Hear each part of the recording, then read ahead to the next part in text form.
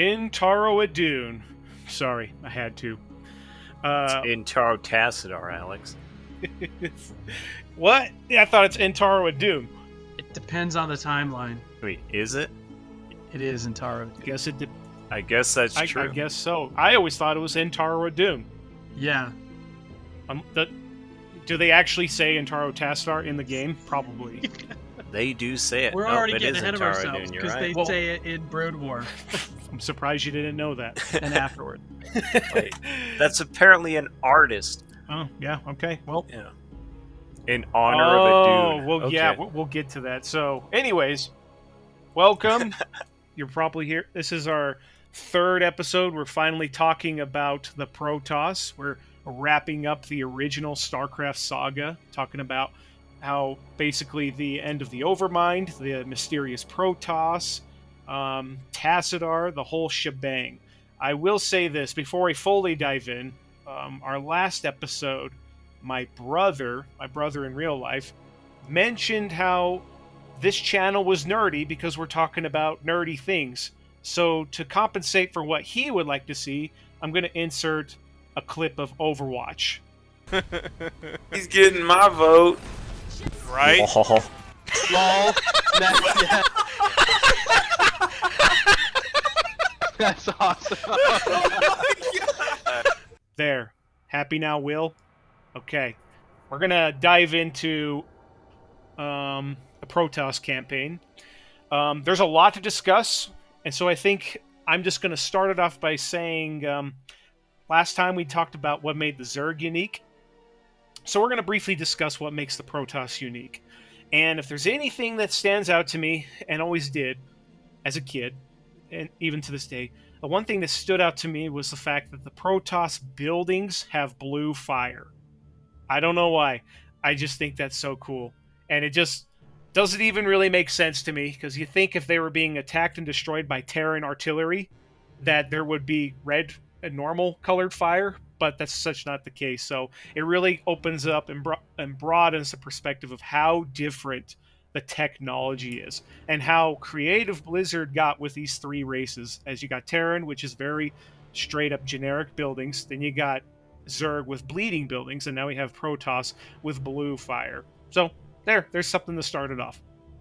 Yeah, so I'm not a physicist, but really I think the fire would matter more based off the composition of the elements in the air and each planet that you're on. But because of the things that flow through the Protoss systems, it could possibly be blue fire because of the leak of that gas or whatever's actually catching fire. I didn't even think of that. I didn't think about the other planets, but it could. It could just be that you mentioned the metal itself. Yeah. I mean, yeah, the elements are very different with whatever these buildings are made out of. As far as I'm aware, when I was reading the manual, especially the Nexus and the pylons, they're made of the Kydarian crystals. I mean, I think it's all a thematic thing, right? When you talk about the Zerg buildings bleeding, it just reinforces this crazy idea that there's this biomass Zerg race, and everything they have is alive in some way or another. And the Terrans just feel comfortable. So a yellow, orange, red flame is comfortable because it's human tech.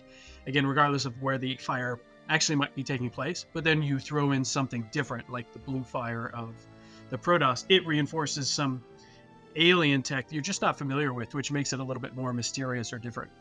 So another thing about the Protoss that I guess puts them different from the Terran is that they are a lot more technologically advanced, but because it's this honor-bound society, they actually just strap laser swords on themselves and go into battle with melee combat instead of just creating guns like the Terran do, which is always I thought was the Protoss are just badass because of that, where the only person that gets a gun are people piloting spaceships or cripples that are put into robots that that can't walk anymore, so they need it.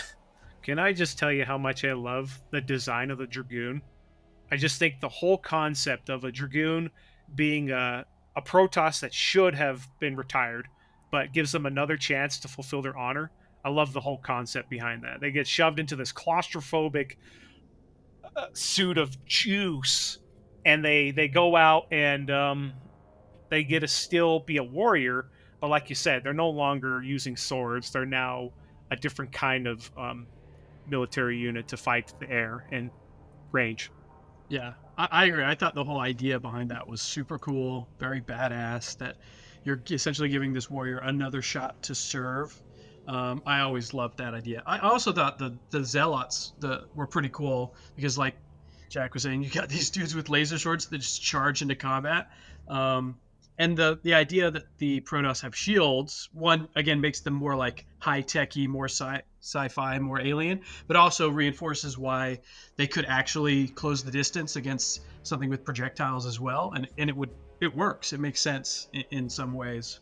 And I always thought the zealots were cool, but it also, I think, kind of plays to some of the ideas and themes that they had with the creation of the Protoss, because you'd have to take some of the most frenzied or devoted / crazy and be like, you're going to be the guys running forward with laser swords on your arms to go fight.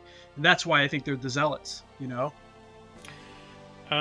Yeah, no, to add to that, speaking of zealots, what I find fascinating is when I was young and I first played StarCraft, I always assumed that their laser swords were a type of technology that was kind of like a lightsaber, right? It was a technology that they designed to reflect a more up-close warrior type society. But as I've read some of the StarCraft novels and the manual, I've come to learn that these psionic blades that they have, it's really their own psionic energy, and they have these their wrist tech on their wrist is made to help channel it. So these blades that the Protoss are using isn't a made-up technology. It's just something that's harnessing their psionic energy into a weapon. So it's actually a part of them. And that was something new to me that I didn't realize in the past. So really cool. Which now it doesn't make much sense of the Phoenix cinematic. Because I do remember seeing that, yeah, it is their sonic energy, but I'm like, what happened with Phoenix? Did he run out of psionic juice? So, as far as I'm aware, it still was a technology that had a resource, and this is actually what makes Phoenix different than the Dark Templar. Because I'm going to talk a bit about this soon, but I finished reading the StarCraft novel Queen of Blades today, and it was a very misleading title. Because, yes, it does take place during Episode 2 with the Zerg and with Kerrigan, but it was more of a Protoss book, in my opinion. And it does such a good job at explaining the differences between the Protoss that was part of Team Tassadar, that uses that's under the Conclave, and that uses the Kala, versus the Dark Templar, which use a whole different kind of magic. But here's the kicker. Dark Templar weren't using any different kind of magic. They were using an ancient magic that the Protoss always had within. It's just that the Kala withheld, and it kind of filtered it, and it made it more of a more pure type of energy that they only approved, whereas the Dark Templar used something more ancient that all the Protoss had in common, but it was more destructive and it took more discipline to use. So here's the truth. Phoenix, if he was trained in the arts of a Dark Templar, he would have been able to make a psionic blade without any wrist technology. And that's what the Dark Templar do. But Phoenix was only trained in what the Conclave has, which is very limited to what their filtered technology allows them to use through the Kala. And so that's why when he lost the resource that was originally tied to the wrist, he was kind of screwed. So it's really a matter of if he had more better training from a Dark Templar, he probably could have lived. But since we're on the topic, I just wanted to say, as far as that cinematic goes, I always thought it was funny. It felt like it had a comedic effect to it, and I always laugh every time when I see that cinematic. And when the blade goes away, and then he just looks at it, and what seals the deal, the cherry on top, is when he just, like, he doesn't have a mouth, but you could tell he's frowning, Like his eyes get all sad, and it's like, oh, and then it ends. I just always thought that was so funny. Yeah, I always laughed at scene. It's just like, just so disappointed. Yeah, I think that's classic Blizzard cinematic team right there. How they can throw in, comedy and seriousness into one cinematic and still make it work beautifully. Right. What was it like? Key and Pell said that the only thing that separates comedy from horror is the music used. I mean, there wasn't goofy music in that cinematic. Yeah, but it's just like that is a horrifying thing, but at the same time, it's just funny. Speaking of, if I'm going to throw this out real quick, I mentioned how I didn't know that the Protoss were channeling their own psionic energies through these wristbands. One thing that I also picked up on this campaign was Tassadar using Dark Templar magic to kill the Overmind. I honestly always thought he killed the Overmind just by crashing the carrier into it. And then I realized later... that... Oh, why didn't we do that sooner? Right? I'm like, you know what? Anybody could have done that, but I guess it's pretty cool he did. Yeah. Just throwing that out. That's just kind of funny that I thought that. Yeah, it's funny the details that you remember from different times, right? When versus, like, if you're paying attention now versus when you were younger, which you thought. I know we talked about how I had thought that the last level was way harder, way different than I remember just playing it again recently. And I even thought the layout of the level was different. I have no idea why. Maybe the last couple times that I had played it, I expanded differently and fought differently. But I just remember the level being a lot different. This time it flew by really quick for me. Yeah, so to add to that, the last level when I played it, well, kind of like what you said. So it's funny because there were some things that I remembered that were completely spot on. I remembered that the Terran were on the top part of the map and the Protoss were on the bottom part of the map. Now, they were angled. Yeah. The Terran were on the top left, Protoss were on the top right. I did not remember that. And when I remembered it, I was actually kind of nervous going into this level because I always used cheats as a kid when I beat this level. So when I put in Black Sheep Wall and saw the whole revealed map, I remembered the Zerg taking up 80% of this map. I thought they were literally everywhere. Right. But then when I looked, they're really like, yeah, but they're really like, like 30%, not 80. And I was like, wait, there's a ton of space around the Zerg. And that just stuck out to me. And now, to be fair, I actually never... sometimes I think about my younger self and think, what were you doing, man? But I never gave the final level a fair shot, let alone, I don't think I gave much of the Protoss campaign a fair shot. There was a point where I just said, this is too hard. It's impossible. I honestly thought the last level was borderline impossible as a kid. And to add to that, there's probably a reason. I'll tell you why. I remember losing. I lost the last level, the Protoss level, when I put every cheat in. And you're probably thinking, how the hell did that happen? I had Power Overwhelming on. I was invincible. But what Power Overwhelming doesn't protect your units from a Queen Broodling attack. I don't know how it was so coincidental. It was early in the game. A Queen came in my base. She Broodling Zeratul. Yes. And then I lost. Yes. I was just like, I just remember, and I wasn't even mad. I thought it was the funniest thing ever. Because I was like, dude, I lost with every cheat in. How does that happen? So, it's freaking amazing. Jeez, the StarCraft 1 heroes suck with even cheats on. They really are just... All they are is units with a little extra HP and a little bit more damage and nothing else. Just otherwise basically trash anyways. They're basically just the VIP. Yeah. You're like, just stay out of combat. 100%.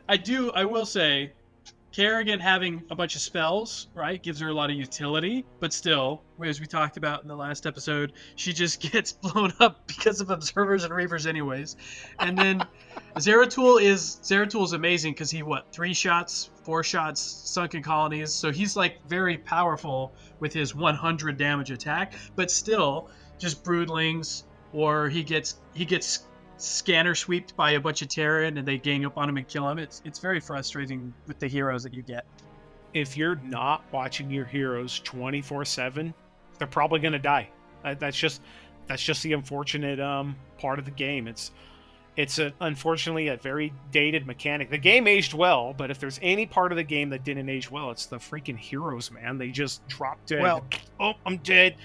Yeah, I think Warcraft 3 blew all of that out of the water with how they did that in expectations, and then they carried that into Starcraft 2 in their own unique way. They didn't roll it over too directly into there. You could argue the Xur campaign is very much more like that, very Kerrigan hero focused. But I think that what you do get from that in StarCraft 1 is, like, you're right. It ages really well. It's very well played. But one of the frustrating things when you're playing through the Protoss campaign is if you use Raynor, he's a Terran battle cruiser, and you can't repair him. And that happened to me a bunch of times when I was playing through some of the early levels where you get him as an ally and you get to have Raynor join the team. But if he gets attacked and he's down to like 10 hit points, you can't repair him. So you just have to go park him in a corner and hope nothing flies over and shoots him or something. Dude, right? I think it's fair to say that despite we were saying how it's kind of, some people complained it was too easy with StarCraft 2 with whole Kerrigan being invincible, but let's be honest. Even that model's better than the StarCraft 1 model. Yeah, I think anybody that argues or complains about it being too easy, just play on brutal difficulty, and then you'll consider that differently. Unless you're like a freak. So I did play it on brutal difficulty, and it was too easy. Compared to Wings of Liberty, it's like night and day, dude. It is very different. I've been told that Kerrigan is so strong that I guess some people asked that, like, they should nerf her a bit.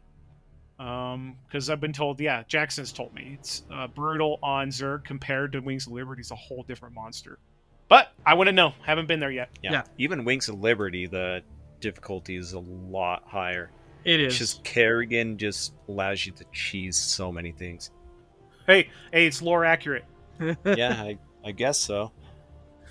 So I'll go back to something that you were saying earlier, because it was one of my notes as well that I always thought was fascinating and really cool about the Protoss was the culture that they build. I think the Protoss is the one race that you actually get a lot of kind of culture thrown at you, an idea thrown at you. We talked earlier in the Terran episode how there's all these other aspects of the Terran space sector that you don't know anything about unless you've looked in the game manual where they talk about the Emojin Protector and all these other factions and groups.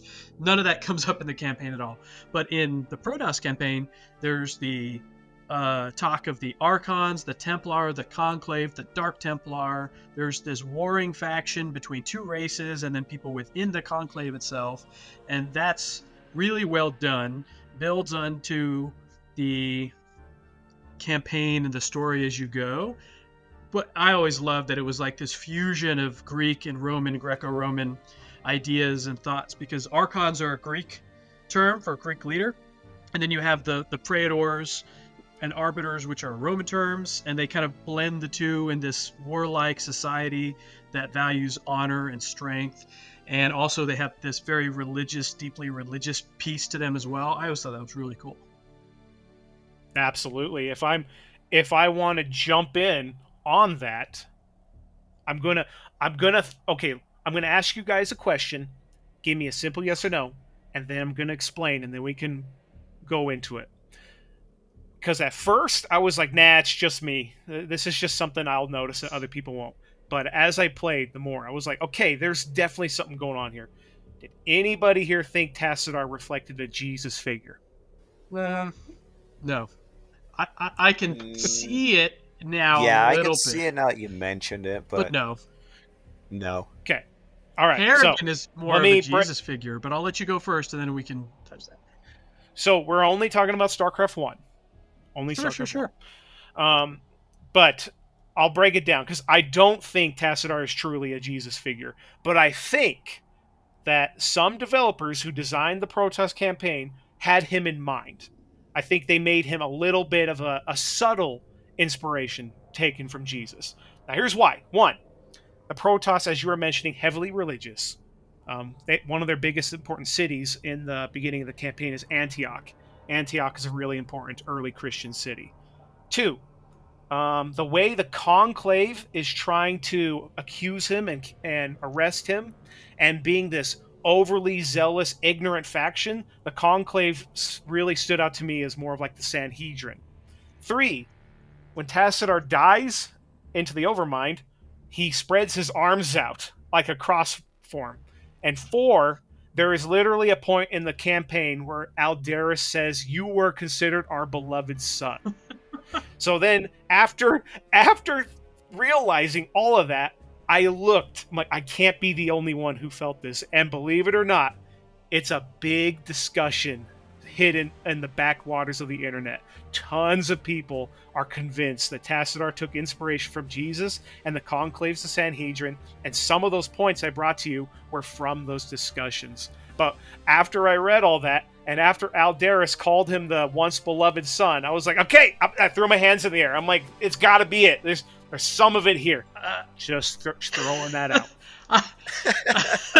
I mean, that's interesting. There's a lot of interesting points there. I will just double back on the Greco-Roman influence because, for example, before Antioch was an important Christian city, it was an ancient Syrian Asian city that was important to the Romans. They used as a place to manage a lot of Asian affairs out of.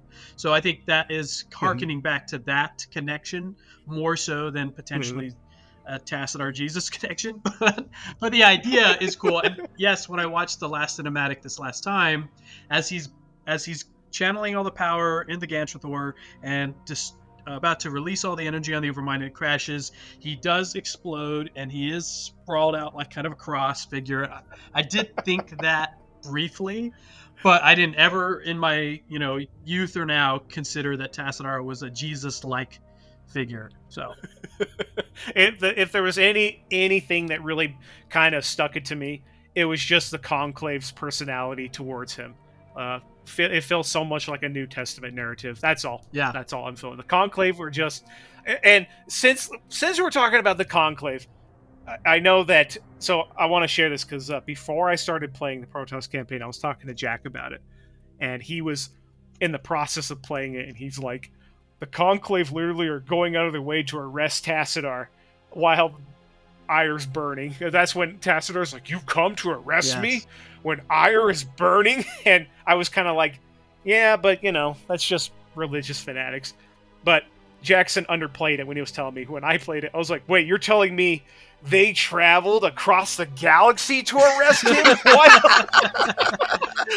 they traveled across the galaxy to arrest him while Ire was burning? I'm like, what are you morons doing? Yes. He's like, go ahead. Let's say he's acting like, oh, thank goodness you've come to rescue me, and he's just like, we're taking you home to get on trial. And what does he say? Ire burns at the touch of the Zerg, and you travel all this way to arrest me. You arrest me? Yeah. I agree. I think that whole part of the story is kind of like, wait, what? But at the same time, I think it's a good job because really what the writers, I think, were trying to do was set up how the Protoss are so full of themselves. And again, let's just double tap this Greek theme because that's part of it too. Hubris is a tremendous part of the storytelling mechanism of Greek literature, and that is exactly what the Protoss are doing. Ire has been invaded by an ancient alien Zerg, that the Protoss kind of know about but don't really know about, and they are like, oh, we got it, no big deal.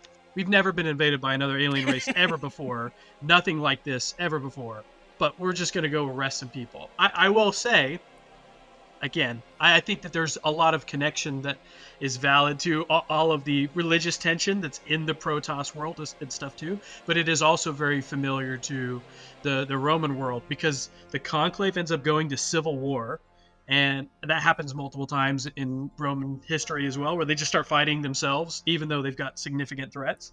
And then even when the Romans were fighting the Carthaginians in the Second Punic War, and Hannibal is at the gates of Rome, but can't take Rome, they actually still are sending forces out to Macedon and conquering the Greeks too, because they're like, well, you've just destroyed a bunch of our forces at Trizame and Cannae, but we'll still have some other forces in Greece just messing around because we're Rome and we can do what we want. It is the pinnacle of pride that is, I think, just being shown again in the Protoss because they think, oh, we'll just hold these guys accountable. And they're also not flexible, which is probably one of their only serious flaws as a race, as characters as a race, is that they have this inflexibility to them that the Terran have and is essential to the Zerg. I like that.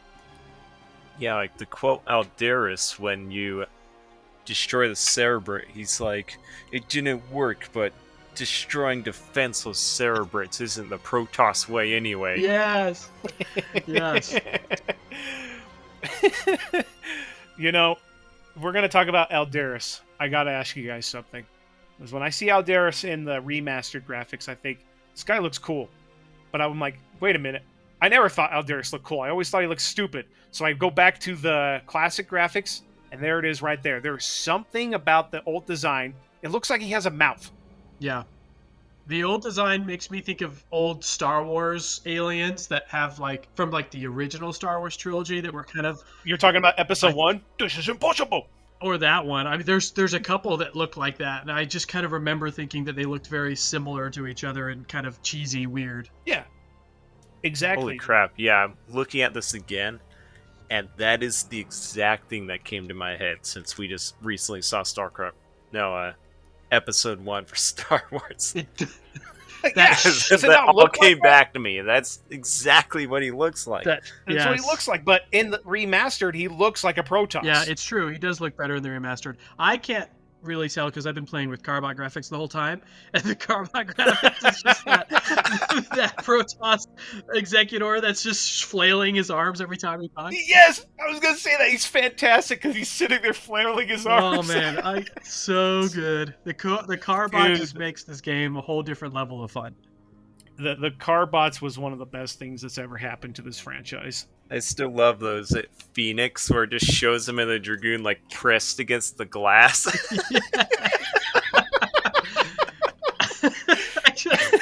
I just found I found a graphic. I'll send it to you. You're gonna have to put it in there. It is great. But the other thing that was really, oh man, Carbot, so good. And then you've got when Jim Raynor comes in and he tries to be all cool boy. Hey guys, mind if I tag along? I'm just this cool Earth fan. I know that your homeworld's burning, but I'm just gonna chill out with you. Cool. In the Carbot graphics, hey, man. It's him with his little tongue sticking out. It's just oh, so good. Oh my gosh, I didn't even think about that. That'd be just so good. Yeah, Speaking Jim Raynor is amazing in Carbots. Yeah, the little tongue. So, I played the third Protoss level using the Carbots graphics. There were two things that I loved, just stood out to me, oh my gosh, you guys are just genius. But one was, in the Protoss levels of Ire, the critter that walks around in the jungle levels, it's like a tiger, it's a Bengalus. Yep. Did you see what the Bengalus is with the Carbots graphics? Yes. It looks nothing like a tiger. I'm like, wait, what happened here? It looks like a Tamagotchi bird. All of them, all of the animals look so just funny, cheesy. They do look like Tamagotchis. That's a really good way of putting it.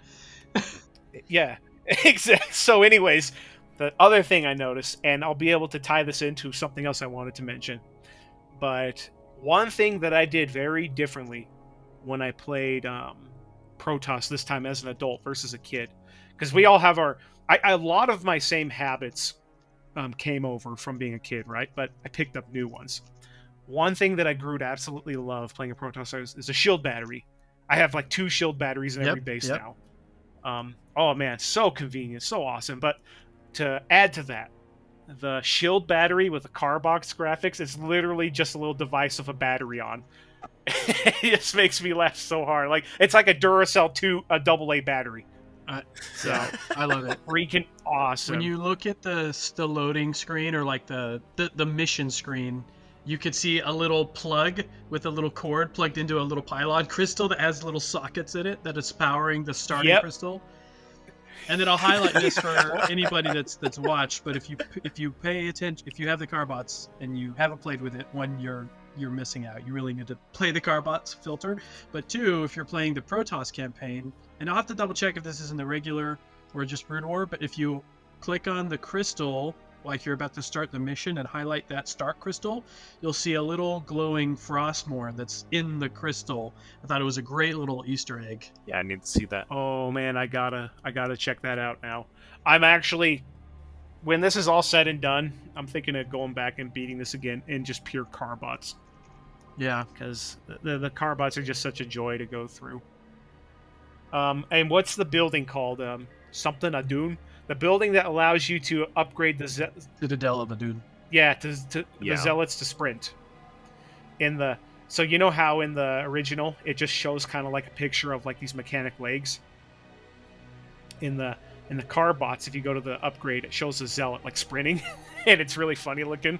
Like they went through the time and effort to put every little detail in. It's just, I love it. No, they did. Yeah, They killed just props the car boss for it. They put so many details in it.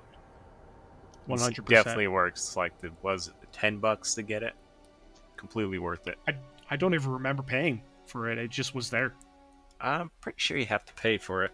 Maybe I paid for it years ago Probably. and forgot. Yeah. That's I'm probably pretty what sure happened. we all knew about this years Well, ago. if it's $10, it's well worth the $10. Yeah, I think I said this in one of the first recordings. I bought it years ago when Carbots was first doing their Starcraft vids, and I thought, oh, this is so funny. Maybe I'll try this, and I just totally forgot to play Starcraft. And now that we've been doing this again, I've been playing it with that, and I love it. Right? I mentioned how I developed a new habit as an adult using the shield battery. I will mention two more things. So, another habit I've developed is reavers. As a kid, I hated reavers. I just, it's weird because I think it's because of the scarabs. The scarabs are one-time use only, so you always have to buy more, and that always annoyed me as a kid. So I never made reavers. Very, very different now. It depended on the campaign, but I used reavers quite a bit because they're so freaking good. And the one habit that I've kept, and I've even doubled down on, is the observer. If there's anything about the Protoss race I love, it's the observer unit. I like the observer more than the Zerg's infestation or the Comsat station. I bake like 3 of them and I fly them all around the map. And I upgrade them fully. I freaking love it. I just love having a little cloaked unit that can spy on everything and scout. So there's that. Yeah, I would second that. I think I actually was very frustrated using reavers this time around. I don't know why my reavers were all just really, we'll say, target challenged. They could just not auto attack to an area where I wanted, even with full reaver load or anything. It was just ridiculous. I'll have to find some footage to show you, but it was very frustrating because my reavers were just dumb and wouldn't auto attack things or target things very well. But they are still an incredibly powerful force to be used. I also will double down on the shield batteries and the observers. Those were 2 things I didn't really remember using very much as a kid. I think I used observers because they're useful, but I didn't ever use shield batteries, and now I love to use both more than almost anything. They're very useful. Right? Yeah. And my problem with reavers is really the only way to get complete value out of them is to micro the heck out of them with a shuttle. Yeah. And I just can't do that. So, like, I was an idiot and made a bunch of them, and it was one of the secret levels that Blizzard put out. It actually had nothing to do with the campaign, so I was completely worthless that I did them. But they had the giant map for this, and to have the Reavers walk across the map probably took like 30 minutes. It was ridiculous. I don't know why I did it. I eventually just put on cheats because I got tired of it, and it still took like 30 minutes to win. Wow. That's insane. I think you guys are going to completely sympathize with me, but if there's a unit that I learned to hate more than anything, it was the Arbiter. Yes. That's all that needs to be said. Yeah, who wants to go first? Definitely. That stasis field, oh my gosh. Dude, Dude, like, It's you like- can grab, you can when you see that on your army, you go and make popcorn, you come back, you start eating it, let's watch it, then you can finally play again and they'll disarm you again. Dude, for real. For real. One of the most frustrating things. It's like, dude, if I could, like, separate all my guys, but I don't want to, and then, oh, everything's frozen. I guess I'll just window out and do literally anything else. Let's not forget one of the most subtle but annoying features of that too is it disconnects your armies from the number key that you set them up to. If you hotkey them to be a specific number for the army, they get broken out of that if they get stasis field too many times or too often. So when you try to collect all of the ones in key 1 and that half of them are frozen, it unfreezes and it's still messed up. That's so frustrating. 100%, dude. Yeah. I just, you said it right there. There's just so much to be said, but it really just goes down to that was just the most frustrating unit to deal with. The thing that was interesting to me about the Protoss campaign, just as a whole, was you do fight kind of everything pretty often in the Protoss campaign, right? You get against some Terran, you get against some Zerg, you get against some Protoss. I feel like you're fighting the Protoss a lot. And maybe I just feel that way because fighting other Protoss as Protoss is just annoying, because you've got arbiters being arbiters and freezing a third of your army in different freezing waves. So 1/3 thaws out and then another third thaws out. But why those two are frozen, they didn't freeze your entire army, so they just killed the other third of your army that's out. Then you've got these Templar, and the computer can micro those all without having to think about it, right? Super easy. So you just got Templar floating around the map that just find your units that are kind of starting to pile up, and they'll storm them, and you just lose your units because you're not even paying attention. Maybe you're macroing or you're fighting something else somewhere else. Even if I'm not a professional player, obviously, so even if I'm fighting and I'm trying to fight in that part of the battle, they throw some storms there, and I'm like, oh, get the scouts out of the way, move, or I move the zealots. Doesn't matter. I lose all the shields, or you lose a bunch of guys. It's so frustrating. The fighting against the casters of the Protoss is the most annoying. Yeah. Yeah, I think that's the point of the AI. It's the fact that they can do everything at once, so they can stasis field you, they can do psionic storm, just all at the same time, no effort. And it's so annoying. So here's a fun fact.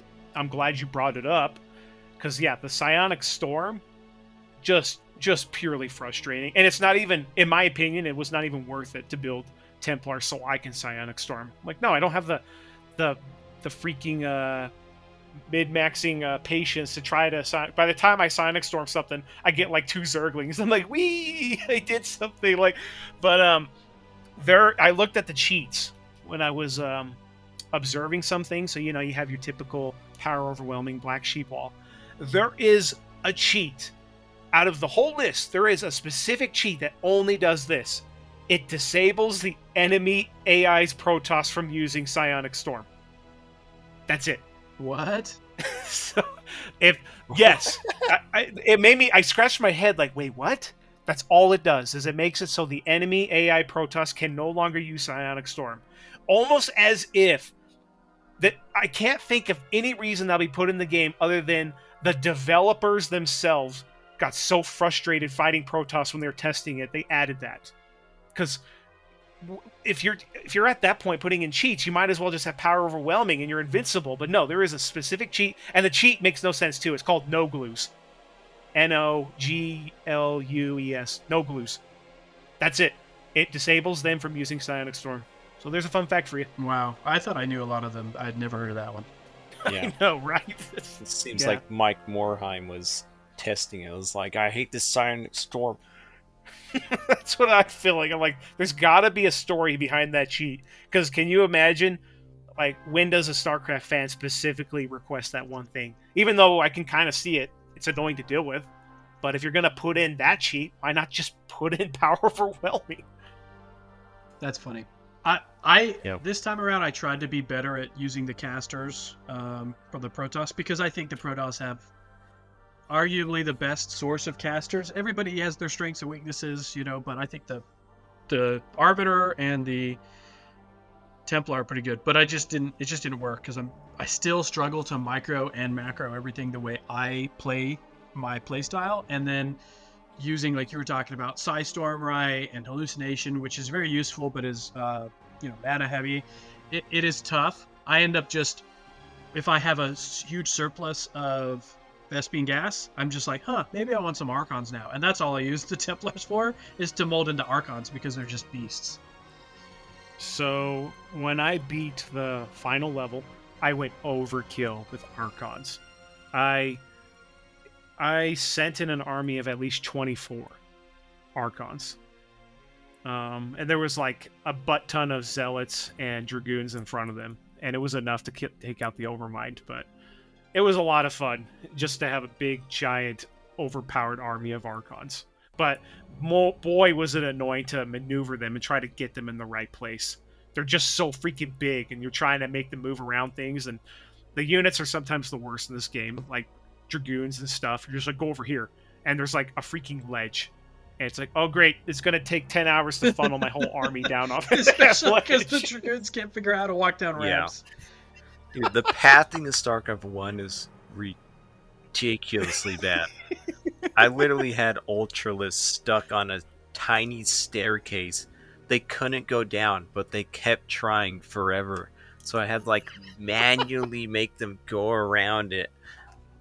Oh, no. Oh, that's awful. Yeah. So I'm curious, Jack, how did you beat the last level? What was your kind of play style, and what did you do? Because I think I did it very different than both of you guys. I just did carriers. You did carriers? Yeah, that's why I was saying that was like my oh my god moment when I saw like 50 scourges coming at my carriers, and Tassadar was one of them. Were you like, did I save the game? Yeah, I mean, luckily Tassadar survived, but it's just that moment I was like, oh shit.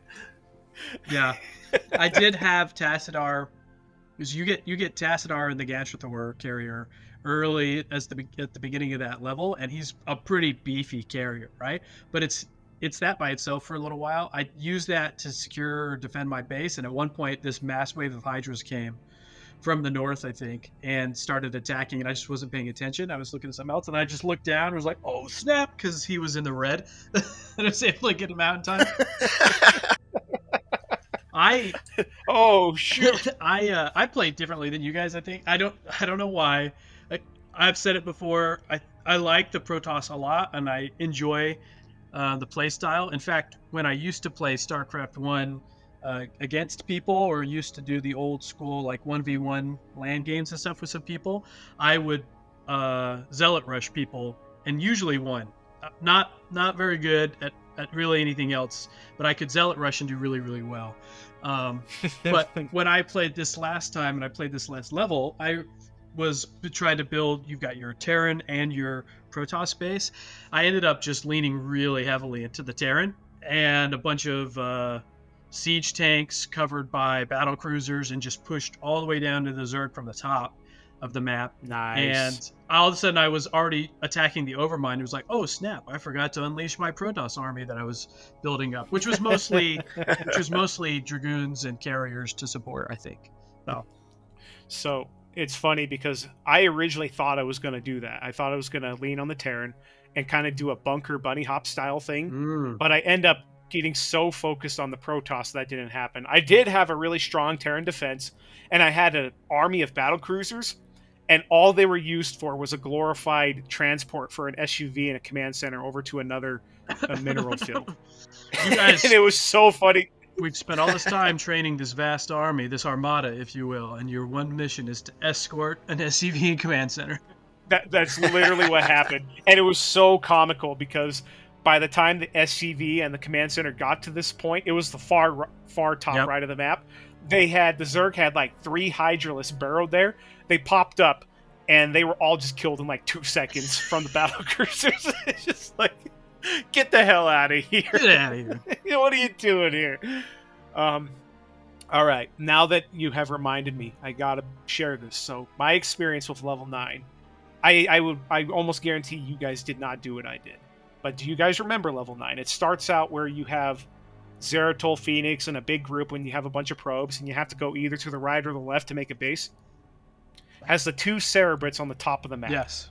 Yeah, I know you're I talking forgot a lot about that map until I played this time around, but yeah.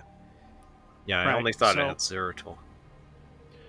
You might be right. It might only be Zeratol. I don't fully remember. Okay, so when I played that map, oh my gosh, dude, I got the recordings to prove it, man. I legit thought... I don't know why I thought this, but I was like, okay. And it gives you an Arbiter to cloak your guys. 1 Arbiter. I was like, okay, clearly this is supposed to be some stealth op mission, and I'm going to make my way to the top of the map. And with that 1 Arbiter and with Zeratol with my units, I almost treated it like one of those facility levels where I was not building a base, dude. I was keeping the probes back, and I was working my way all the way to the freaking top, going through all the sunken colonies, and I'm just like, dude, this is freaking hard, because I got like 2 different type of Zergs keep coming at me, and because I had Zeratol, I was able to get pretty far, and I literally got to almost one of the Cerebrits until I died. I was in the Zerg base, and doing pretty well, but then I died. I was like, dude, how the hell are you supposed to beat that? So I restart, and I tried it again. I went all the way to the top again, but this time the Zerg were smarter, and I died. And I was like, I think I'm doing something horribly wrong. And then I realized, then I discovered that there were the 2 bases on the left and right. I'm like, oh my gosh, I was doing that way wrong. Oh, boy. That was what I Okay, did. so Alex, I wish I could say I didn't do the exact same thing. I did the exact same thing. Like, What? no joke. Yeah. Are you serious? No joke. No way. I was like, wait, I was trying to, like, find a base, and I was like, wait, the base is just on the bottom left I could pull from? You can go either way. I was trying to, like... Oh my gosh, yeah, I was trying to, like, clear the base out at the very top to use. Yeah, that's exactly what I tried doing. Twice, by the way. Oh, Twice. guys. Yeah, I think I did it like 3 times. I got pretty close, actually. I was like getting good at it. Then I realized this is impossible. I'm doing something wrong. Yeah, because once your hero dies. Yeah, you can get really far with just Zeratul. I didn't think to use the Arbiter to really cover him. Yep. But you get like an Observer. You just put Zeratul and an Observer together, and he can just go murk everything burrowed, and it's pretty effective. But you can't get that far. And then, so I micro that while I'm building out, and I expanded it to both spots on the south, on the right and the left side as soon as I possibly could, so that I could build an army to go fight the Cerebrits. Well, we're glad you figured it out, Ian. Yep, at least you're smart. All right. I did want to bring this up. My opinion has remained the same since I was a kid, but I felt it was something worthy mentioning. The music in this game. To me, the Terran was always the peak. The Terran music was just so cool. The Zerg was cool, but it wasn't as cool. The Protoss music to me as a kid it wasn't bad, and it definitely held their identity well, but it was the most forgettable for me. With that said, though, there are a few things that I'd like to point out that stuck out to me this time. While I consider the Protoss having the weakest music, at least when you're playing, I feel the Protoss have the best music in the loading screens. So when they're giving their briefings, when they win a map, or if they have a victory, I think they have the most iconic and memorable victory screens. But then I thought, who has the best losing screen, defeat screen? Because that's the screen we don't see that often since we were all doing pretty well. Go check and see what the Zerg losing screen is. It's so cool. The Zerg, the music, and it shows a nuke going off. Yeah, just wanted to share that. Yeah, I guess I'll try losing once and see what happens. No. I had my heroes die a lot of times to see those losing screens. Let's be what level was the facility level where they have the infested Terrans? Gosh, I think that's... Let's be honest, we all lost on that one. Yeah, episode 6, that one Yes. was completely retarded, that level. Oh my gosh, that I saved throughout multiple checkpoints, died many times, and I have the recording, and I couldn't even believe my luck. But there was you know how at the very end you have to go unlock the door to the Dark Templar. I was at that point, and then you have the two turrets come up. I was able to kill the turrets. My zealot died. I literally had Tassadar left, and that was it. And when you go through the beacon and unlock, the camera pans over to the door so you can see it open for the Dark Templar. When my camera panned over, I could see an infested Terran coming my way, and I was only Zeratol. And it was just like, no, no, no, no, no, no. And I don't know how, because I literally watched my Tassadar be one shot by one of those guys, but he lived. I think it's because I was like a few inches away or something, but he managed to survive from that last infested Terran, barely made it. Oh my gosh, it was kind of like that that Punisher meme, like, no, no, no, no, no, and I saw him coming. Yeah. It was ridiculous. Yeah, that level triggered me a couple of times. I actually, very, very luckily, didn't have my Tassadar die in that level or anything, but I got a little bit triggered because that's just a long level if you don't want to have all that craziness happen to you, because I would use the hallucinate spell to have those hallucinations go run out to explore stuff and to trigger things. And you can get them. Actually did this. I got an infested Terran to follow my hallucination into a pile of Zerg and blow up all the Zerg, which was really funny. But then I was like, I'm so smart. I did this so well. And I started walking down the corridor with my regular units, and they have triggers in the game so that your regular units will actually trigger things to happen that hallucinations can't trigger. And you're walking down the corridor, and it's like, what's that sound? And all of a sudden you get the Zerg like sound happens, and the Unburrow sound happens, and all these infested Terrans and Hydras and stuff pop out and start attacking. And I'm like, oh my god, no, my army! And lost almost everybody.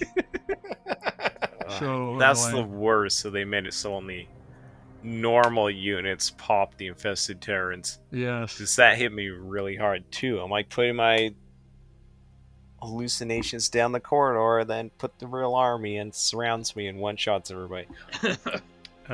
Yep, absolutely the But worst. that Oh. episode is cool because at one point there's like that mass fight between the Terrans and the Zerglings, right? So if you can jump in and you have energy and stuff, you can actually successfully win that to survive or keep the Terran alive, and then you get a bunch of Terran that join your army. But don't worry, they'll all just get blown up by infested Terrans that get triggered later in the game anyways. But That's Yeah. also a level that greatly rewards you for using Psionic Storm in the right places. Yeah. Right.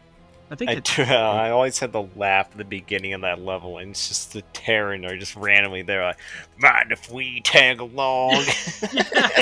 yeah. And remember, there's really no relationship between the Protoss and the Terran at all up to this point, other than them fighting and killing each other. These guys aren't Raiders guys. They're just random Terran that have been massacred in this facility, and they're like, hey, these aliens are killing us. Let's join them. Yeah, pretty much. So dumb. Yeah, that is a good way to put it. But I think the So- levels of the campaign were pretty good. The last ones in the Protoss are pretty great. I thoroughly enjoyed it. I've never beat this campaign without cheats, let alone this is a campaign I didn't play much. The Terran campaign was one I played a lot for some reason as a kid. Not this one much, and I really enjoyed it. The story was cool. The challenge was there. It was fun. When you were talking about fighting Protoss versus Protoss, I think that was the only time that I actually did use Reavers. I felt they were very effective against photon cannons. Yeah. But otherwise, Protoss against Zerg feels so good sometimes. When you have just a giant army of zealots and they come in with all their Zerglings, just watching them mow them down is always satisfying. That is always satisfying. Alright, so I gotta bring this up. In episode 2, Tassadar says that in order to defeat the Overmind, you gotta kill the Cerebrits. Except he never brings up the Dark Templar need to kill the Cerebrits. I'm like, wait, why didn't Tassadar say that? He had plenty of opportunity to mention that to Alderus, but he never does. So I think the reason is because he knows that he can't mention the Dark Templar because they're outlawed by the Conclave. And if he brings up the Dark Templar, we'll just get what we get like the 3rd or 4th level, where it's like heresy. That's probably a good point, but I'm not sure if he I don't think Tassadar really cares about that, though. He doesn't seem like a character that holds his tongue. This is perfect for me to jump in. So this is also the best thing for us to end off on. I think I mentioned, I just finished reading Queen of Blades, Starcraft novel. It's a Starcraft novel that covers Episode 2, which is the Zerg campaign. But during this Zerg campaign, there's some very significant parts related to the Protoss. We find out Zeratul killed Zaz. We find out the Overmind finds out about Ire because of it. And Kerrigan also gets acquainted with Tassadar. So this book is all about that. It's all about Jim Raynor and Tassadar and Zeratul on Char, trying to. It's an interesting book because it's a survival tale. The Zerg destroy all their ships, and they're actually stranded on the planet for weeks, and they keep avoiding the Zerg and the Kerrigan and the Zerg, and the way they managed to do that's really interesting. There were so many dynamics in this book that really built the Protoss campaign that I was like, dude, this is the one book I wish I read as a kid because it illuminated so much. So let me introduce a concept that this book brought up. When Tassadar is introduced, he's obviously sent by the Conclave to go kill the Zerg. And Tassadar is as radical as Aldaris and as all the other Protoss. He was chosen and he was one of the top leaders because he was efficient, he was very smart, and he knew what he was doing. But he had the same ideology and opinion that all the Protoss did. Tassadar in this book creates a bond with Zeratul. And it's probably the best part of the book because they hate each other at first. Tassadar tries to kill Zeratul. And he finds out later that the Conclave made up tales about the Dark Templar, and he finds out that the Dark Templar are in fact honorable. They have their own story to tell. They love the Protoss and Ire, and it's really and he basically gets under his wing, and Zeratul tutors him. So what makes this book so unique and the storyline so unique that the game completely leaves out is that you have Tassadar who grows and develops as a character. And he eventually becomes a Dark Templar. He learns how to channel the dark powers of the Dark Templar, as Zeratul is basically his tutor. That's a significant part, is when Tassadar is saying we need to kill the Cerebrate. Maybe he meant, I know how to kill them, bring them to me. Because it's been revealed that he didn't know how to kill the Cerebrate till Zeratul does it. Oh, and by the way, when Zeratul finds out that he was the reason the Overmind found out where Ire is, he takes it very, very badly. He even asked Tassadar to kill him. He believes he shunned his whole race, or dishonors them. But Tassadar knows that he's still honorable and didn't mean it in a bad light. So, there's this giant arcing story between these two characters developing. And Tassadar, by the way, in this book, is a warrior. This is another thing the game does not portray. I remember reading it in the manuals. The High Templar, it's not so much that the High Templar was a position for scribes and smarter Protoss. No, it was a stepping stone. Protoss all started out as zealots, and they eventually, when they moved up in the Kala, they advanced in ranks. So technically, according to the lore, Tassadar started off as a zealot. Then he became a High Templar. In this book, Tassadar is one of the best fighters. He's up there with Phoenix and stuff. And when he gets trained by Zeratul, he even becomes stronger. And he impresses Zeratul because he finds a way to find a hybrid between the light using magic of the Kala and the dark magic of the Dark Templar. He does something that no other Protoss did. Creates a hybrid and becomes a very efficient fighter. And that's one thing we don't think about as Tassadar, as being an efficient fighter. We think of him as just this little wizard guy.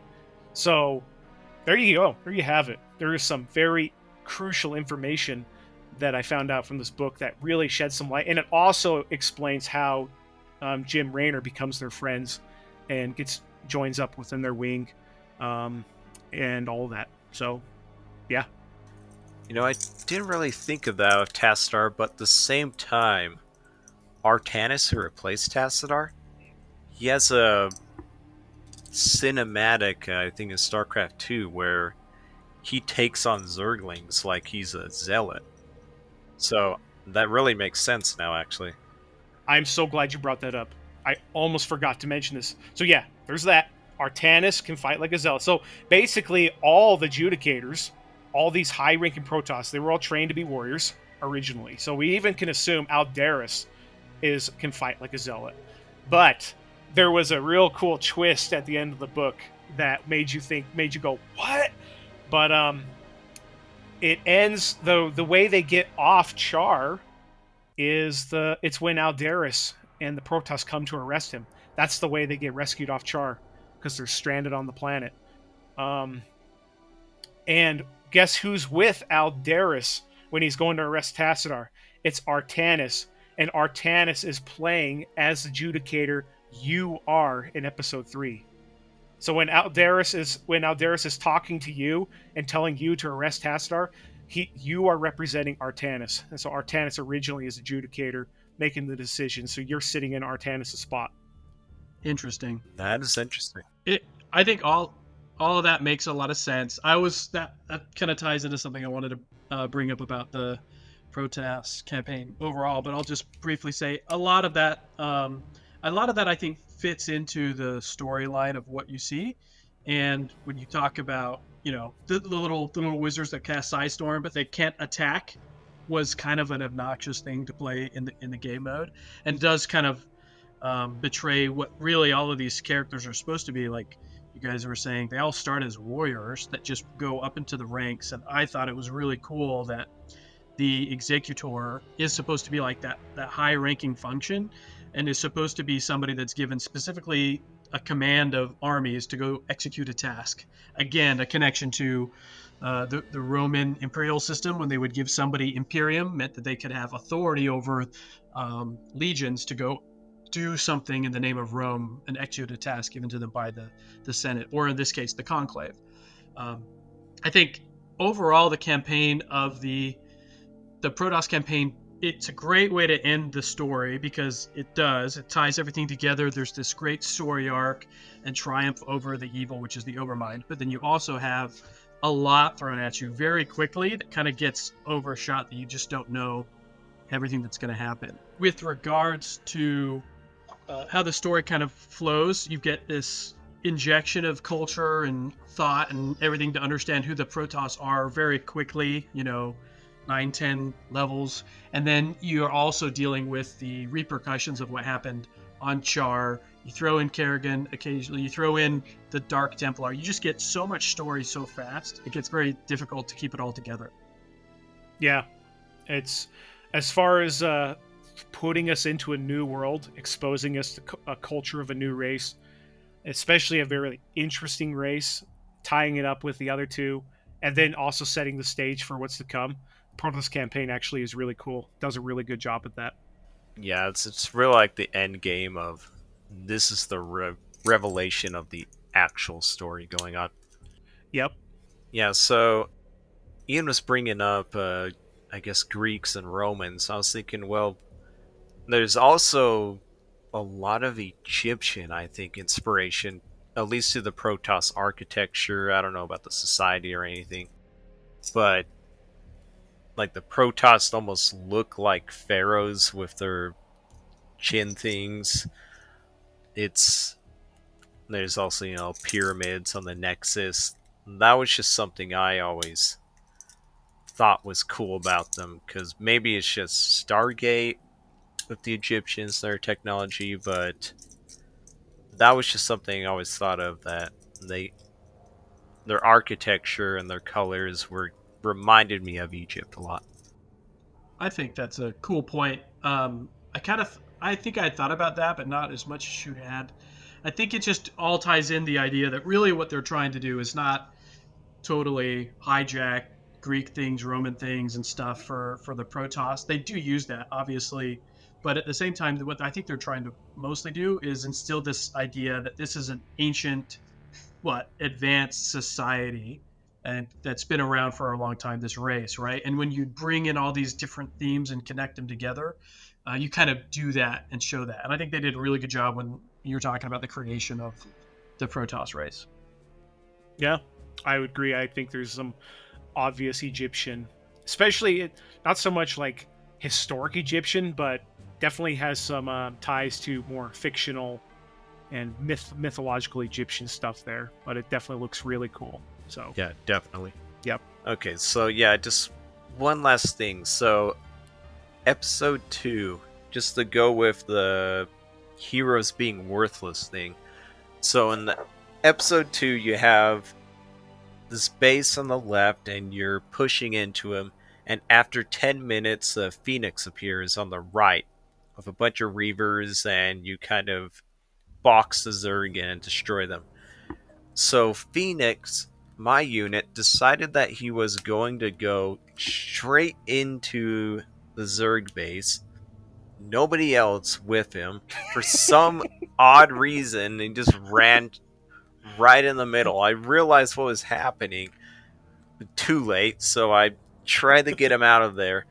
And Phoenix goes on to one of the hive clusters and just starts slowly walking against it like he's stuck on it.